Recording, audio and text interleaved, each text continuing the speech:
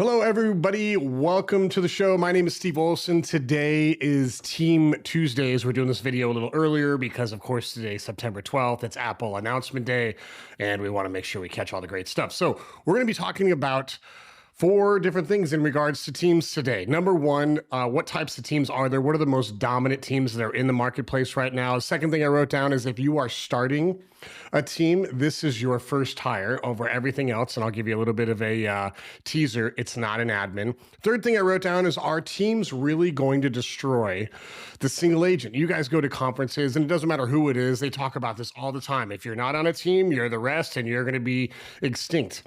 And I'll give you another teaser. It's not true. Fourth thing I wrote down is the fastest way to scale a team we're going to cover. So let's get into it. Number one, two types of teams. I believe there are only two types of teams out there. Now, there are tons of structures. There are expansion teams. There are tiny teams. There are huge teams. There are brokerage teams. There's just a lot, right? But there's two, if you had to take all of those and break those down into two types of teams, here's where they are. Number one, the support and leverage team. Now, this team is very specific, but to break it down very simply, the team is built around the business that the team leader is already creating, generating, and the team is there to support that business. This would be traditional listing agents, buyer's agents, inside sales agents, or an in-house calling team, admin, closing team, runners, all of that.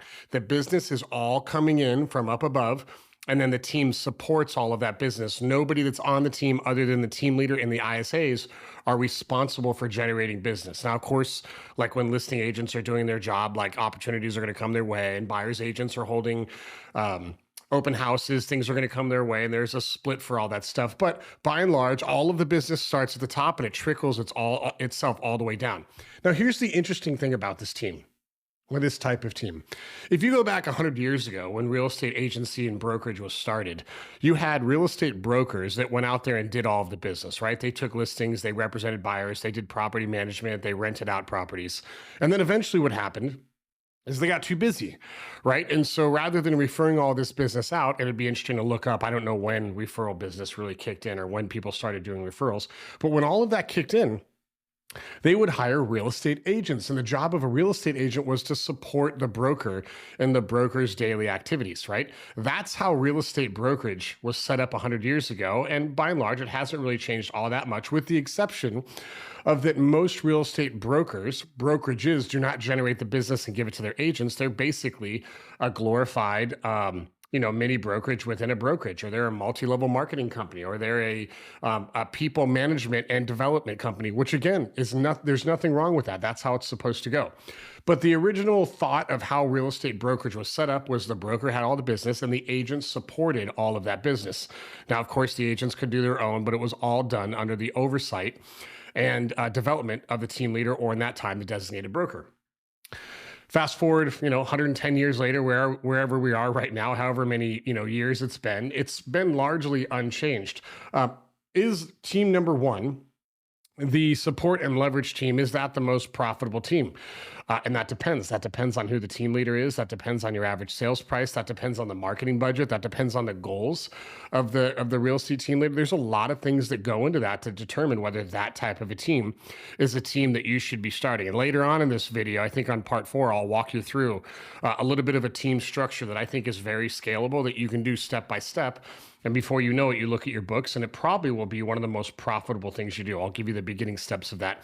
Probably next week, the week after, we'll do a private webinar and I'll go over the anatomy, the finances, and the organizational chart of a team that I think has unlimited headroom without the worrying about, is everybody going to perform? Is everybody making their calls? Are they treating the leads seriously? We'll let go of all of that stuff.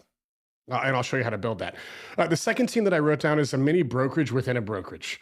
And this is probably becoming more dominant across the country with the addition of expansion teams these last 7 years, or give or take, whenever expansion teams really kicked off. But you have these people that are building organizations within a bigger organization, which I think is amazing because you have the ability to use the resource and the foundation, everything that your brokerage already provides, and grow something within that. You see, we as real estate agents, we believe that if we don't own everything, it's not profitable or it's not worth anything. And I can tell you with 100% certainty in my own professional life that that's not true. You can be under somebody else's umbrella and build something that has a lot of equity that, maybe you want to sell in the future. Now, if everything's based on one avatar and it's one person that's famous, and when this person works, money reigns, and when they don't, no money comes in, yeah, that's not sellable. But for those types of teams, most of those aren't building those to sell those. They're building those to create an obscene amount of cash and to use that cash for maybe something else. Maybe they want to develop real estate or flip or, buy Airbnbs or rentals or something like that, right? So the mini operation within an operation, or the brokerage within a brokerage, the benefits to those are it's typically lower splits. And there are some additional splits that come in based on where the leads come from. So we see a lot of teams that are operating like just at a straight like 90-10, right? Every piece of business that you do, you're going to keep 90%. Me as the team leader, I'm going to keep 10%. But we have this whole lead generation thing over here with an internal sales team, and we're just going to put appointments on your calendar. And for every time we do that, it's going to be a 35, 40, 50% revenue share opportunity. Now, a lot of agents get really hung up on percentage splits, and I don't think you should. And I have no bias in this conversation because at the end of this video, I'm not going to ask you to join my team. So take this as objectively as you can. It's all about the money opportunity, the leverage, and the freedom that you get. Right? Those would be the three things. If I was looking to join a team right now, I would be looking at what is my net income opportunity with this team? How much leverage do I have to get there effectively? And is this going to add more or take away more freedom? I was speaking to an agent maybe 3 or 4 weeks ago that was on a team. She's about ready to go out on her own. She's got the blessings of her team leader and everything's cool. There's no drama or anything. And she said, you know what I realized joining somebody else's team is that my daily activity list was largely attached to somebody else's goal. Now, if my goal was in line with their goal and that daily activity list was in line with what I wanted, that's great. But oftentimes it's not. Sometimes I want to work my face off for 9 months. I want to make a ton of money. And then for 3 months, not necessarily in a row, but 3 months out of the year, I want to travel. And what she found is that her team leader, that level of what we would call inconsistency is not what she was looking for. So she agreed to go on her own. Again, that's not bad. It's not good. That's just one of the things as a team leader, you need to be emotionally capable of understanding that not everybody is going to be on this journey with you the entire time.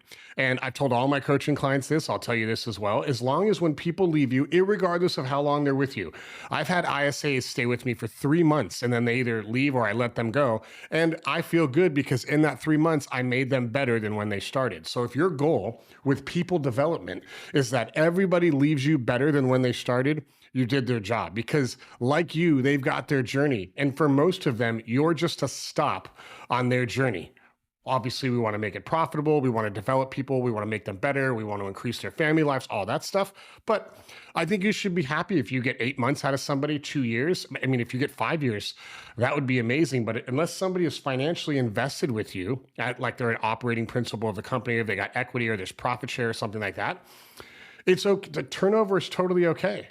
Right? If you think about, like, I act like I know what I'm talking about working out, but I'll parlay it to surfing, right? I know that when I don't surf for a couple of weeks, it's going to take me probably 3 sessions to kind of build that muscle memory back and, pop up in my paddle and, the longevity that I have in the water. If I haven't surfed for a while, the longest I can stay in the water without being tired the rest of the day is probably about an hour and a half, right? But if I'm surfing every single day, I can do a 3-hour session and I'm okay because my body's used to it. Turnover is kind of the same thing in real estate. If there's never any turnover in the team, chances are you as a team leader aren't getting better and the team isn't increasing because people are probably stuck in a rut. We see this all the time with teams that are, I don't want new people to join the team, or there's a new ISA, I hope they're good, or this agent better make all the calls. For those of you guys that watch, reality TV in the real estate space, selling selling Sunset OC, whatever that show's called on Netflix, the OC version, a lot of people were really, actually there was just one that was really bent out of shape when a new agent was joining the team. And listen, I know it's TV, I know it's all made up, I know the whole thing's fabricated, I get it. But in real life, people are really focused around this, right? They get very uneasy with change. As a team leader, change is your friend. Improvement is your friend. Cutting loose ends is your friend. You hear the negative term of like trimming the fat or whatever. Like whenever you have people that are not performing, it's okay to move on. It's okay to place them where they belong, because I believe that everybody out there is great when they are standing on the foundation that most benefits them. Well, let's get back to that second part of the team, the mini brokerage within a brokerage. The benefit to the team leader is if you are predispositioned or you believe that your value proposition to the market is people development, this is probably the team that you need to go after. If you believe that, and obviously in any level of training, at any level of team, we need to train. But if you believe your main value proposition to your people is development and training, we typically see those people go a brokerage within a brokerage. Now that could be one market, could be 5 markets, could be the state, could be nationwide. There's some teams right now in the Real Trends 250 that are selling 1, 2, 3, 4. I think the limit is 7,000 homes if I remember correctly. Could have those numbers totally wrong, but I know the numbers they're crazy right now, right? And all that boils down to is your ability to develop people into the people that they want to be. If somebody doesn't want to run the fastest mile in the world, you can't train them to do it. It's impossible. They have to want to hit the goal they want to hit, and that goal needs to be in line with what you want as the team leader. And when you find a marriage between those two, that's typically when you see teams grow.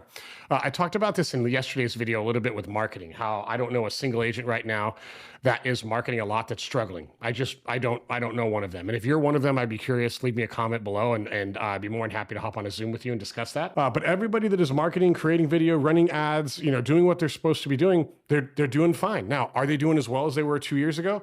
Maybe, maybe not. I know most of them are doing better than they've ever had before. It's the people right now that are trying to cut everything that they are, and they're trying to get rid of expenses and go super lean in a market like this. Those are the ones that are struggling. And I'm not suggesting that we just aimlessly spend money. That's not what I'm suggesting we do. But if you cut marketing and you cut activities, you will cut your checking account. Like, business is just that simple. And let's be clear, the market, when you really think about it, it's not bad. It's thin. There's no inventory, pricing is really high, interest rates are crazy. But look, I know just as many agents when the market's going nuts and there's a lot of inventory, a lot of sales and low interest rates, just as many agents back then would complain about, oh, there's too many discounters and, there's way too much competition for these listings and it's the same set of complaints. The missing denominator in all this is marketing. That's it. If you're marketing right now, and you could be doing it totally for free, you could be creating videos like this, daily videos about your market. I promise you, and I'll probably do a live event in October about this. If you were to do a video, the same structure that we do on this channel, one video, cut that up 4 times and a bunch of shorts. If you did that every single day for 30 days, but only about your specific market, you would shock yourself after 30 days what would come from that. And I'm telling you this because I'm batting 1,000. Everybody that I've had do this in the past, at the end of 30 days, they're like, whoa, that didn't cost me any money. It was hard, cost me a lot of time. It's kind of like doing 75 hard, right? Only it's in the real estate space. But I got 4 clients that came out of blue that I didn't even have to pay for, and they were already a yes when they reached out to me. So if you're thinking about growing a team, I do everything and everybody supports me, or I develop people and I'm going to grow an organization within an organization. I think those are by far the 2 most common teams right now. And look, there's not one that makes more money than the other. There's not one that's more fun to run than the other. I think it boils down to who you are as a leader and ultimately what you want out of this business. All right, the next thing that I wrote down is really interesting. If you are starting a team right now, or if you're on that journey to say, hey, I'm already at, and everything that I'm going to tell you right now, you really need to be at 3 to 4 transactions a month to be able to take advantage of, right? So the second thing that I wrote down is if you are starting a team, this is your first hire. And I teased this at the beginning of the video and I said it's not an admin. And the reason why I don't think it's an admin, and again, there's no right or wrong way to grow a team. There's just what's your end goal and what are the steps you're willing to take to get there. An admin, I don't think, should be your first hire because most of us, when we do something on our own, we are not operationally savvy. So what tends to happen is an agent gets to 3, 4, 5 deals a month and they're really overwhelmed, right? They're running ads, they're doing lead conversion, they're going on appointments, they're showing homes, they're writing contracts, they're negotiating, they're managing inspections, the closing, the lending, closing, all that's, it's crazy, right? It's a lot of work. And I think that only people understand the value of a real estate agent when they, the week after they close on a home, they realize okay, I get the whole real estate agent thing. I get why they get paid what they get. I get why commission is the way it is. And I get why they earn what they earn. It's a lot of freaking work. I would make the argument that I don't think we sell homes. I think we negotiate emotions. I think that's what this entire business of. It's negotiating the emotions of your client, the other agent, and the seller. If you're a buyer's agent, and then vice versa, if you're a listing agent. It's not about the aesthetics of the home or the value, the price per square foot, or the comps or anything like that. It's emotions. Because if your buyer doesn't have emotion around buying a home, if your seller doesn't have emotion around selling a home, it's really hard to match them up with somebody else that wants to buy it, right? So I think we're in the business of brokering emotions. So The reason why I don't think that you should hire an admin first is when you're doing all this and you're overwhelmed, you're probably not operationally savvy.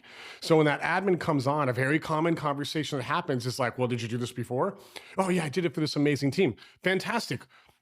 Just do that for me. Cool. When do you want to start? Here's how you get paid and come in. So the assistant comes in the first day and says, hey boss, I'm ready to work. What do you want me to do? Well, I don't know. I'm like busy. I'm doing all these things. Like, can you organize my email? Sure. Go organize your email. All right. What do I need to do? It's 3 hours later. Wow. Go ask my broker how to use our closing system. And this becomes the relationship of the admin. And I know this because of the 10,000 coaching calls and my own businesses that I've run. I know how you guys treat your admin. It's horrible. There's no process around it, right? And listen, it's not because you're a bad leader. It's not because you don't want great admin. It's because we're overwhelmed. And most of us, and I say, I did not come into this industry as a business leader or an entrepreneur or a business person. I came in because I was really motivated for money. I did like real estate, and I saw the commission checks when I was in the ad industry. I saw the commission checks that my friends were making in real estate. So that's why we made the jump. You learn to become an entrepreneur if that's the route you want to go. You learn to be a business professional on the journey. None of us are predispositioned to do this. So I should say most of us. At least I wasn't, right? So if you're one of those agents that thinks that if I just had somebody to do this stuff for me or get all this stuff off my plate, I'd have more time, the answer to that would be yes. But where you would fall short is that somebody has to walk them through the process of making that happen. Now, if you're a great leader, you will hire amazing talent that have the ability to build that process for you. Now, that's going to cost you probably 2 to 3 times what you're probably prepared to pay. I just forewarning you right now. So if you want somebody to come on and you say, hey, I want you to do nothing but shadow me for the next 30 days. This is Disney 101, by the way. I want you to shadow me for the next 30 days. I want you to go on every showing with me. I want you to go on every listing appointment. I want you to watch me lead generate. I want you to watch me follow up. I want you to watch me build ads. I just want you to take notes. And at the end of the 30 days, I would like you to give me a report on what you would do to operationalize this and take as much off my plate as you can. Conceptually, that sounds amazing, right? Very few people are willing to put in the effort to make that happen. So that would be how I would hire an admin, but it's still not your first hire because I know you're overwhelmed. If you think about everything that we're doing right now in real estate, doing 3 to 4, 5 to 6 transactions a month, chances are the biggest time suck in your business right now is showings.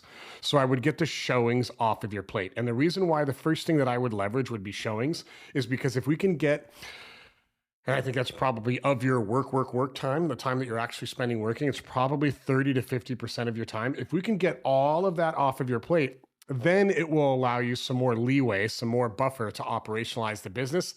And then after that, I would look for an admin, right? I hope that makes sense. So I know you're probably thinking well, what does a showing agent do? It's really simple. They are the in-person representation of your business for all of your clients. It's that simple. Now, you as the agent are still going to run ads. You're still going to do lead follow-up. You're still going to go on the appointments. You're still going to secure the clients. None of that changes. But once somebody becomes a client, then the showing agent takes over, right? So they are going to be responsible for showing all the homes, taking the notes, reporting back to you. They're going to manage all the inspections. They're going to do all the running to the property. They're going to do everything that is field work other than the initial appointment for the clients. You are still going to operationalize or organize all of the homes they need to see. We're not going to put that on the showing agent. The showing agent is literally just an extension of you in the field. Okay, I want to make sure I'm really clear about this because the instant that you give them too much or their scope of work creeps into being a real estate agent, you're going to have to take the commission split and increase it, which isn't a bad thing. But if you don't want to increase the commission split, and you want to create specialists on the team, then I want to make sure you know exactly where their job starts and where it ends. So you're still doing all of the property research, you're doing all that. They're scheduling the showings, right, with the listing agent. They're going out there, they're taking notes, they're asking the questions. When it comes time to write the contract, you as the agent write the contract, not the showing assistant. Now, you might think, well, how do I need to know to write a contract if I haven't seen the home? Let's say a showing assistant over a period of appointment shows a client 9 homes and home number 7 is the winner. They want to write an offer on that. The showing assistant's going to tell you, hey, they like home number 7. They're going to write an offer. They're thinking, $950,000. They want to write it today. You, as the lead agent, are going to do a private showing of that home. You're going to walk through it so you understand the neighborhood, the home, the views, all of that stuff, the condition, so that you can have that conversation with the client effectively. So You still need to see one home, but it's on your own, and you don't have to see the other 8 that were shown with the showing assistant. This does take a little bit of an adjustment for most team leaders, because most team leaders or most agents believe that the clients want them all the time, 100% of the time. By the way, that's not true. But it is a mental thing that we need to get over, right? And the first couple of clients, you're going to fumble, right? There's going to be some disorganization. There's going to be some communication gaps. Something's going to happen with the showing assistant, all of that stuff. Just be okay with that. That's part of the journey. Let's get to the next thing. An avatar of a great showing assistant. Well, obviously on a disc profile, there is super high eye. You want people that are like super bubbly. They love people. They talk a lot. They've got energy. They walk in the room and you just feel happy when you see them. That's a showing assistant. And for those of you guys that know me personally, I'm not a showing assistant at all. I don't like showing homes. I don't like that you're emotional about what type of granite they're using or the baseboards or why the paint is still this ugly brown color. Like, I don't care about any of that stuff. It drives me nuts. And if it drives me nuts, chances are the consumer, the client, they feel uneasy as well. So I'm actually giving my clients a disservice if I'm showing them homes. I'd rather them be with somebody who loves it all day long. They love it, right? This is somebody who probably doesn't have a goal in real estate to make $1 million a year, right? They don't want to run their own team. They don't care about their name being on the sign. It could be a second income, right? Maybe they're married and their spouse has, good income, or this could even be a second job if they wanted it to, right? This is not somebody that is in the office 40 hours a week that is at your disposal, your beck and call. You'll want to operationalize this, meaning like showings for us when we did this in Phoenix, showings only happened Wednesday through Saturday. Wednesday through Friday, it was after 2 p.m. Saturday, it was 10 o'clock to 3. That was it. We didn't show homes at any other time. Now, it was a different market back then. You didn't have to get up and run as fast as you could every single time a home hit the market. We had our choice of inventory. If you wanted to see homes on Thursday, that was totally okay. And I know there are some different market dynamics right now.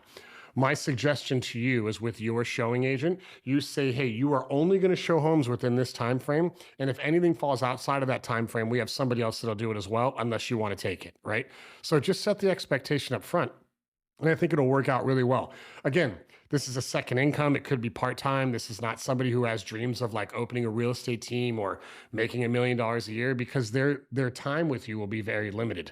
I had an agent ask me the other day, well, what if I just brought everybody on as a showing agent and then promoted them as they went? And you could do that.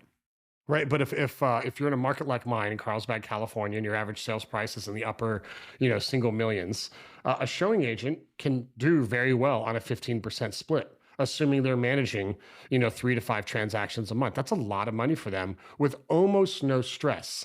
There's operational stress, but there's no deal stress. There's no money stress. There's no negotiation stress. It just doesn't exist because all of that is being taken care of on their behalf, right? I didn't talk about this earlier. In most markets, you can pay a showing assistant 15% of the deal, no salary, no guarantee, nothing like that. But you can't onboard a showing assistant until you are 3 to 4 deals per month consistently in. If you're only doing 1 to 2 deals a month, it's going to be hard to find somebody who wants to work for 15% unless you give them a guarantee or a salary, because it's just not, they're not busy enough. Irregardless, let's say you do 2 deals a month and your average sales price is $5 million. They could make a lot of money at 15%, but because they're not always in the field and they're not busy, they don't feel utilized. And when people don't feel utilized, they don't have value to the team, they go find something else. And I don't want that to happen to you, right? So that is showing agents or showing assistants. You could call them showing partners. You could call them a business partner. It doesn't matter. I will tell you, everybody that I've coached to this process that does this effectively, their clients love it. They do. It works out really well. And I'll tell you one of the main benefits I didn't even talk about earlier. Your client never has to worry about calling and saying, hey, I just found this home. Can we go see it today? And you're like, well, shoot, I can't. I mean, I've got a listing appointment. I've got this closing. Can we see it tomorrow? And of course the client's going to say yes, but now they're thinking in the back of their head subconsciously, this agent's really too busy to work with me, right? We get rid of that entire process when, number one, we're proactive with the showings. And number two, there's people on the team that's only job is to show them homes, right? It's a huge benefit to the client. I go to conferences all the time, Tom Ferry, Inman, a bunch of out of real estate business conferences, things that don't focus necessarily on the real estate. Everybody seems to say the same thing. The big industry is going to crush the small guy.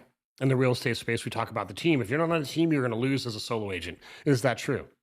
And the answer is no. And I'll tell you the number one reason why.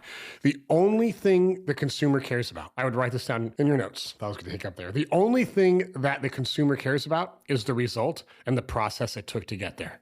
And I'll give that to you again.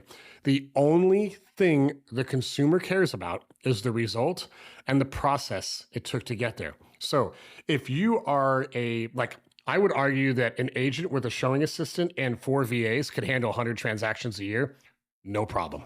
I'll give that to you again. An agent with a showing assistant and 4 virtual assistants that are making somewhere between $300 a month and $1,000 a month, so less than $50,000 expense per year, could easily handle 100 transactions a year, and every client would love them. So it's not about solo agent versus team.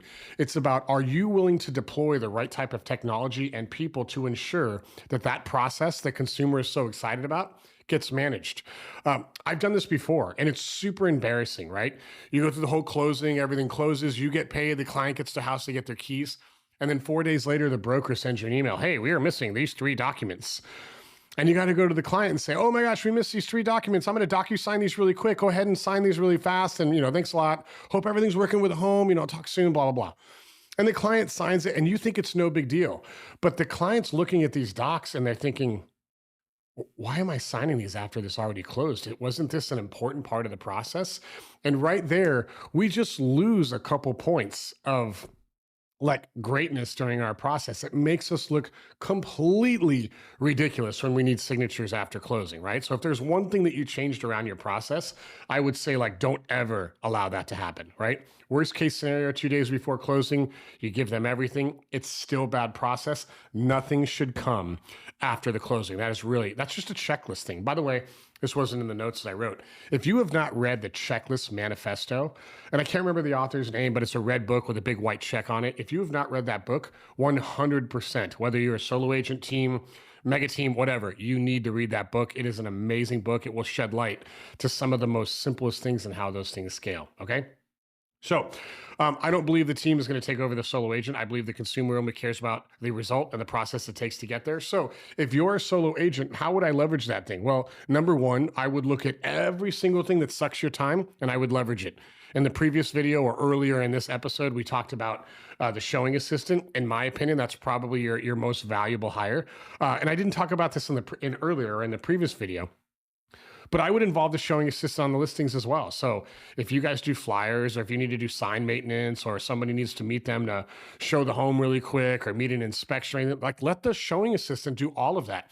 And yes, still pay them 15%, because the more that you're not in the field servicing the business, that means you can spend more time in the office or going on appointments to get more business. And believe it or not, I would say that most agents don't understand this, right? We look at numbers in the market, right? I see this all the time, right? 50% of all agents won't sell a single deal, and 30% that do only average 2 deals a year, and the top 5% are eating it for everybody, and the market's changing. Those numbers are all true, but they're not. And let me tell you why. 50% of the agents that don't sell a single home a year, we're assuming that they worked full time to sell a home. Right? They didn't. They have their license maybe because they wanted to save the commission on the home that they purchase or that they sell, or maybe they have their license because they're in a job that legally requires them to have a license, but they're not brokering deals. They could be in property management. They could, there's a lot. I mean, they could be flipping their own homes, and they need that for the real estate property designation for the IRS. There are a million reasons why somebody would have a real estate license and never broker an exact home. But we, as the industry professionals, for some reason, we demonize people that aren't full-time, that don't sell homes. And we say things like, well, that 50% is ruining it for everybody else. Well, not really, because they're not selling homes. So they're not ruining it for everybody. They're just overinflating a number that gets NAR, their dues paid. And I'll make another video about NAR and my whole opinion on that later. But for those of you guys that don't know NAR, it's NAR, National Association of Realtors. So we need to stop demonizing those 50% of people that aren't selling real estate, because the vast majority of them, sure, some of them are new and they're learning the ropes and they haven't gotten it yet and they're not selling homes, but most of them are not in the office every day with lead generation, calling their sphere, writing emails, creating videos. They're not doing that. They're having it for a totally different reason. Let's move on to that second group, the 30% that are only going to sell 1 to 3 homes in a given year. Again, we look at somebody who sells 3 homes and we demonize them, and they say, we're ruining it for everybody else. That person selling 3 homes, it could have been their flips. It could have been family estate properties that they got their license on. They wanted to save a little bit of commission and control the process. We're assuming that just because somebody sells 1 to 3 homes a year, that they were working full time and the result was they could only sell 3 homes a year. I don't know about you, but if you're doing, I said this in an earlier video, if you are making video every day, if you're marketing, if you're advertising, if you're having the conversations, if you're out in the field, I don't know one agent that's struggling right now. Every single person that I know that is struggling in the real estate space right now is not marketing. Every single one of them. Now, you might, well, Steve, I'm marketing, I'm still not getting the results. Yes, I know it's harder to get results right now than it is any other time, probably in the past 10 years. But if you are overcommitted to content, chances are you're okay right now. So I do not think teams are going to take over the solo agent. If the solo agent is severely disorganized, if they don't have control over the result, if their process is bad, do I think those people are at risk? Yes.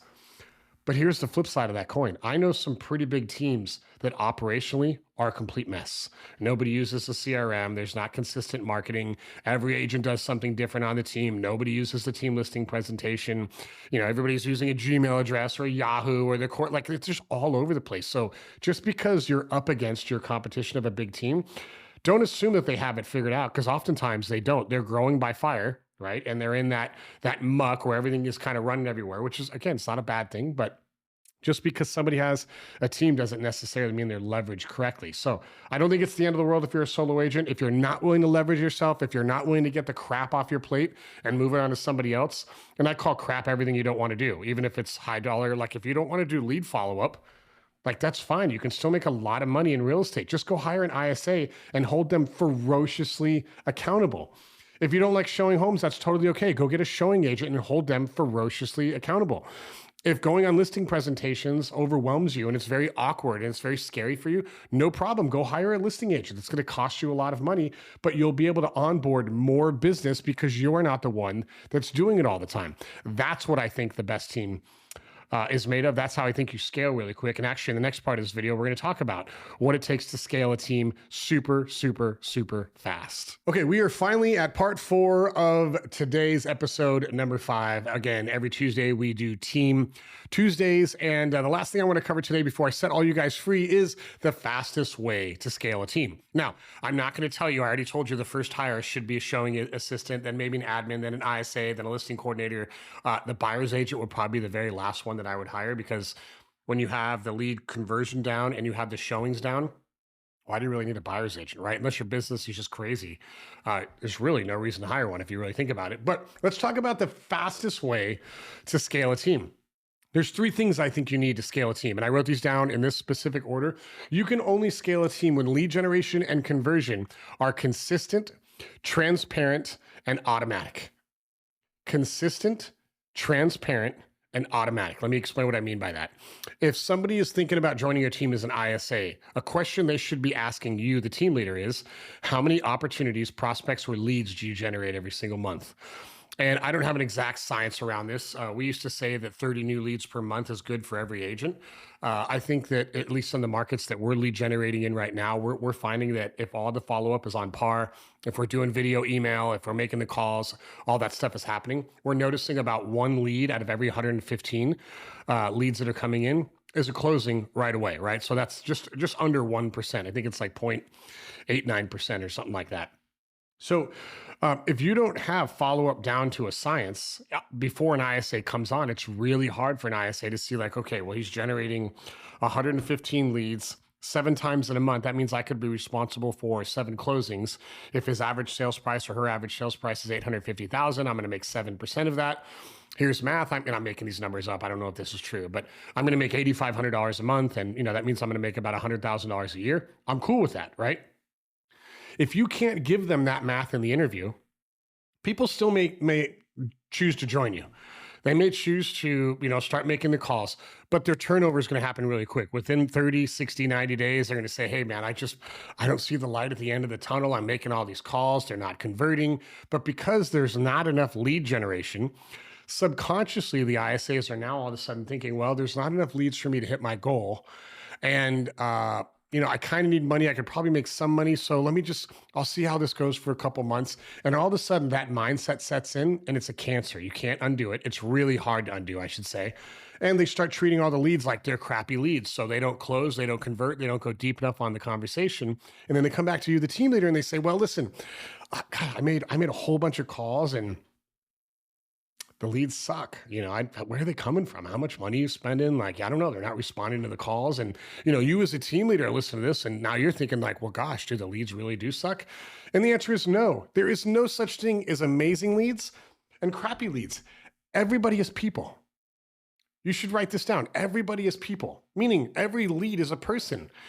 Are you having a conversation talking about their real estate needs? Do they have a need? Is it now or is it later, or are there none at all? That's it. That's all lead conversion. Do you have a now need? Do you have a later need? Or do you have no need at all? That is the job of an ISA, to separate everybody into one of those three buckets. Again, a now lead, a now need, a later need, or a no need. That's it. That's all somebody could go in. And somebody who says, F off, don't ever call me again, that is a no need. So put them in the no need category, right? Don't overcomplicate this process. But if you don't have a system that consistently generates inbound opportunities that people on your team, whether they're buyer's agents, listing agents, people on a higher split, ISA, it doesn't matter. If that is not consistent, then what's going to happen is internally, subconsciously, your people on your team are going to start to question how valuable these leads really are. And here's the interesting thing. When they don't have any skin in the game, it's really easy for them to go down that road. I'll give you an example. This was probably about, we're in September when I'm recording this video right now. I want to say this was sometime in late January, February of this year. I approached an agent in California and said, hey, we're going to do something in your market. We're going to test some lead generation. And I just need somebody to like handle these and then throw us a referral fee based on what closes. Are you okay doing that? And she had a whole bunch of questions. And she said, I'm not going to pay for leads. Okay, I understand. We'll pay for the whole thing, but I do expect that you close them and you're going to give us a 35% referral fee for all that. Yeah, no problem. So in about, I would say 50 days, we spent $6,100 in lead generation in this one city. Our average cost per lead was about $4 and something cents, right? So I think we generated somewhere around, don't quote me on this exactly, but I want to say it was like 1,420 registrations in 50 days. So we're following up every couple of days with the agent saying, hey, the leads are coming in. You're having the call. She goes, yeah, I'm on the phone all day, every day. This is great. I love seeing these emails come in and I'm making the calls. Well, 3 weeks goes into it and I say, hey, give me an appointment update. And she goes, well, none. And I said, okay, why is that? Well, but where are these leads coming from? Same conversation I told you earlier. I mean, it was almost verbatim. And I said, well, they're all Facebook. Oh, yeah, I've heard Facebook leads. They don't work, right? That totally makes sense. And I said, no. And I said, I don't even want you to think about where the leads came from. I want you to talk to these people, whether they have a now need, a later need, or no need. That's it. That's all I want you to qualify. I don't want you to worry about how they came into the ecosystem. How they came in was pointless. Okay, that totally makes sense. We call her a week later. Tell me about the appointments. Still none. Go another week, leads are still coming in. And this is fully transparent. It's our ad account, so I see exactly what's coming in. Another week, still no appointments. We get to the end at 5 weeks, 50 days rather, not 5 weeks. And I ask again, hey, where are we at? There's like, again, 1,420, 1,480 registrations so far. And she goes, like I told you a few weeks ago, these leads, they're just not good. And I said, okay, let me dive back a little bit. I said, how much time a day do you think you're on the phone? Oh, at least an hour. I said, okay, cool. And how many people are you calling in that hour? And she goes, well, I'm, trying to see where they're coming from and what they've done so far. So I'd probably say I'm calling 30 people. And I said, would you say you've done this 5 days a week for all 50 days? Yeah, I'd probably say that, right? So we have about 7 weeks times 5. We have 30. So that's about 7 times 30. I don't know what that is off the top of my head. It's probably not far off, right? That's 210, right? So at 30 outreaches a day for an hour, for all those times, she wasn't anywhere close to the total number of leads that have come in. And when we expect that 1 out of 115 leads are going to close, when you're even if you got to 70% of all of those people, it is wildly possible that 1.5% that would normally convert in that bunch was in that group of 30 that you never even reached out to. And it's really easy for us to say the lead quality is bad, right? But that's not even what I learned from that experience. What I learned is that agent had no skin in the game whatsoever. So she had no, and I know this agent personally. She's a great friend of mine. This wasn't a bad relate. It was purely just a test. We learned a lot from the test. But at the end of the day, when your agents don't have any skin in the game, they are never going to treat the leads as good as you treat them, because this is your money going out the door and generating all this stuff. And again, you as a team leader, you need to understand that. So the way that we hold this accountable is through systems and transparency, right? Transparency mean I don't ever want to ask you how many calls you made. I should see that in the system. I don't ever want to ask you how many leads you reached out to. I should see that in the system. Emails, I should see that. SMS, I should see that. And then we coach to the results, right? And only when we coach to the results and the actions can we improve people, right? Without that, we just can't improve anybody. So if you don't have all of that built in and it's consistent and it's transparent and it's automatic or predictive, predictable, whatever word you want to put in there, it is really hard to scale a sales team, right? If you don't have any of that, you just, you go the mega brokerage route, like I talked about in video 1 today or part 1 of the video today, you're going to be left wondering all the time, like, why are they not making their calls? Or why are they not doing open houses? Or why are they not door knocking? Or why are they not creating content? Or why are they not doing a podcast or a blog or anything like that? It's because there's no skin in the game. Right? So we have to have some skin in the game. Now, if I would have went to the same agent who was a friend of mine and said, hey, I'm going to run this test in your market. We're going to spend $6,100 in about 50 days, but I need you to write me a check right now for $5,000 and I'll give you that check back once you hit your 5th closing. Are you in? Number one, I will tell you, knowing this agent, she would have said no because I don't know that she has the belief system that she wanted at that point. But now at that point, they're like, crap, Steve has my $5,000 and he's going to cash that check unless I get 5 deals. So I need to be on the phone every single day. Number one, so I could make all the money. And number two, so Steve doesn't cash that check. There needs to be skin in the game on the team for it to scale, right? You could do this in the form of a monthly fee. You could do it on a sign-up fee. You can do it as a systems fee. There needs to be skin in the game because every one of you watching this video right now would gladly allow me to lead generate in your market for a referral fee. All of you would say yes to that, right? Very few of you would have success because there's no reason for you to perform right now. If you're getting, I don't know what 1480 leads divided by 50 days is. We should do that math really quick. 1,480 leads divided by 50 days. That's 30 leads a day, 29.6 leads every single day. So if you knew that you were going to get 30 emails every single day in your inbox with new leads and you were having a bad day today, you'd say, you know what, I'll just start tomorrow, right? Because there's no reason for you to start today because you're not paying for the lead generation. Now, when everything's consistent, transparent, and automatic, things are a little bit different because now I know what's going on. It's a little easier to manage that. So if you're thinking about growing the team right now, the easiest way to do it is to make your lead generation consistent, predictable, transparent, and automatic. I know that's 4 things, but the last thing are basically 2 built in 1. At that point, it's just process. It's just a system. And you can scale it as big as you want. All right. Hope this was valuable. That was Team Tuesdays. Remember, Wednesdays, Thursdays, and Fridays, we theme every single day. Look at the channel video to learn how that works. Any questions, let me know. If you have not already joined, I'm going to put this on the screen right now. If you are not on our daily email, go to dailywithsteve.com. You'll get some of these emailed to you before we launch them on YouTube as unlisted videos. And there is some private stuff as well. I love you all. Crush the team. Enjoy a Tuesday. Look at the iPhone announcement, and we'll see you tomorrow.